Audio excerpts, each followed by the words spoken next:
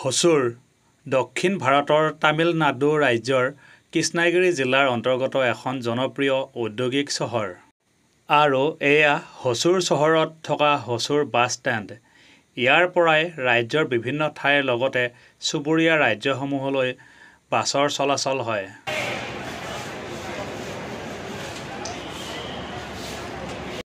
কৰ্ণাটকৰ ৰাজধানী চহৰ বাংগালোৰৰ পৰা মাত্ৰ 40 কিলোমিটাৰ আৰু তামিলনাডু ৰাজ্যৰ ৰাজধানী চেন্নাই চহৰৰ পৰা প্ৰায় 300 কিলোমিটাৰ দূৰত্বত আছে এই হচুৰ চহৰখন।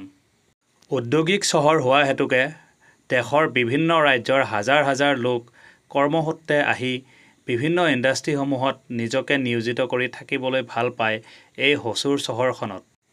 তামিলনাডু ৰাজ্যৰ কৃষ্ণগিৰি জিলাৰ অন্তৰ্গত এই হচুৰ চহৰখনত আছে বহু ডাঙৰ ডাঙৰ কোম্পানী। তাৰ ভিতৰত যদি আমি চাবলৈ যাওঁ TVS মটৰ্ছ, অশোক লেইলেণ্ড, টাইটান, বাটা শ্বুজ, হিন্দুস্তান ইউনিলিভাৰ, এক্সাইড আৰু বহু হাজাৰ হাজাৰ মেনুফেকচাৰিং কোম্পানী আছে এই হচুৰ চহৰখনত। বইল মাকৈ আৰু পকা কঁঠাল। এইবাৰ আপোনালোকে চাওক কঁঠাল দেখিছেনে? এনেদৰে পকা কঁঠালসমূহ কাটি কাটি কঁঠালৰ কোহসমূহ গ্লাছৰ বক্সত ভৰাই ৰাখি বিক্ৰী কৰে।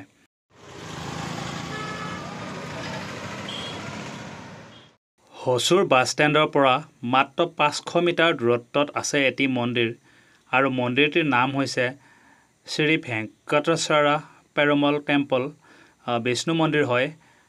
বাছ ষ্টেণ্ডৰ পৰা মাত্ৰ 500 মিটাৰ দূৰত্বত হোৱাৰ বাবে এইবাৰ খোজ কাঢ়ি মন্দিৰৰ পিনে আগবাঢ়িলোঁ।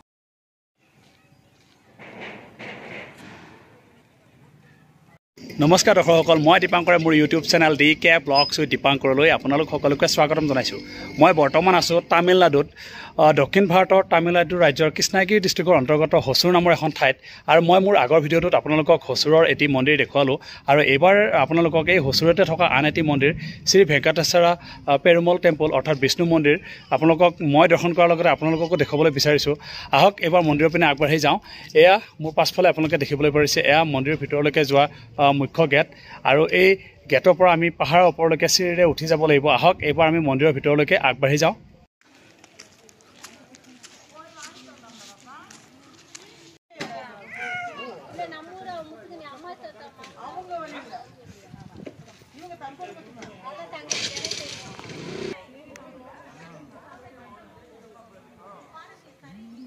তামিলনাডু ৰাজ্যৰ হচুৰ চহৰত থকা এই শ্ৰী ভেংকটেশ্বৰ পেৰুমল টেম্পল অৰ্থাৎ বিষ্ণু মন্দিৰ যদি আমি দৰ্শন কৰিবলৈ বিচাৰোঁ তেন্তে তলৰ পৰা ওপৰলৈকে প্ৰায় 100টা চিৰি উঠি যাব লাগিব।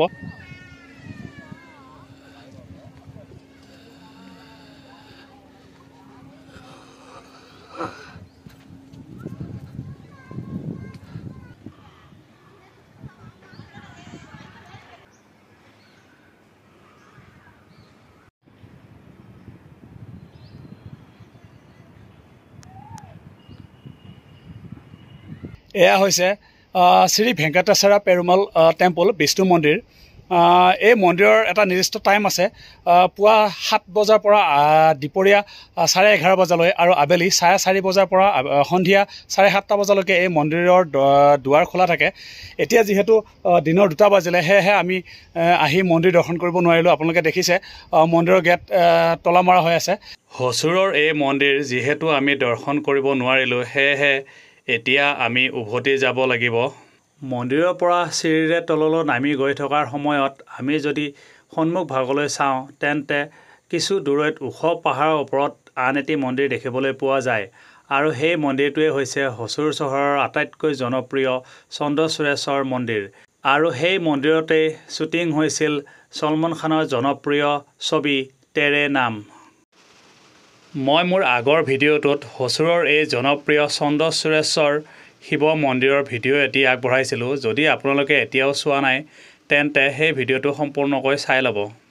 দক্ষিণ ভাৰতৰ প্ৰায়বোৰ মন্দিৰতেই আপোনালোকক মই মোৰ আগৰ ভিডিঅ'বোৰত দেখুৱাইছোৱেই যে অন্নপ্ৰসাদ হিচাপে দিয়া হয় আৰু আজি তামিলনাডু ৰাজ্যৰ হচুৰত থকা এই ভেংকটেশ্বৰা পেৰুমাল বিষ্ণু মন্দিৰলৈকে অহাৰ পাছত ইয়াতে যেতিয়া মই মোৰ ভিডিঅ' বনাইছিলোঁ মন্দিৰলৈকে গৈ তেতিয়া ইয়াৰে পৰিচালনা কমিটিৰ কিছু মানুহ সদস্যই আহি পেলাই মোক জনালে যে ইয়াতে অন্নপ্ৰসাদ আছে আৰু খাই যাবলৈ অনুৰোধ কৰিলে। সেয়েহে মই এবাৰ আহিলোঁ তেখেতসকলৰ এই অন্নপ্ৰসাদ দি থকা গৃহটোলৈকে আৰু ইয়াতে অন্নপ্ৰসাদ গ্ৰহণ কৰি যামগৈ।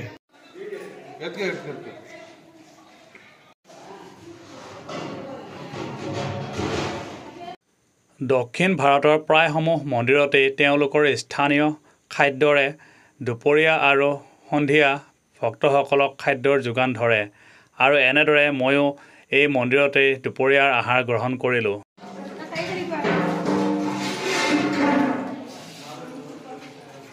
আজি মই মোৰ এই ভিডিঅ'টোৰ যোগেদি আপোনালোকক তলৰ পৰা ওপৰলৈকে উঠি গৈ মন্দিৰৰ যিখিনি বাহিৰৰ অংশ দেখুৱাবলৈ পাৰিলোঁ তাকেই দেখুৱালোঁ। আপোনালোকে ভিডিঅ'টো চাই কেনে পালে বাৰু?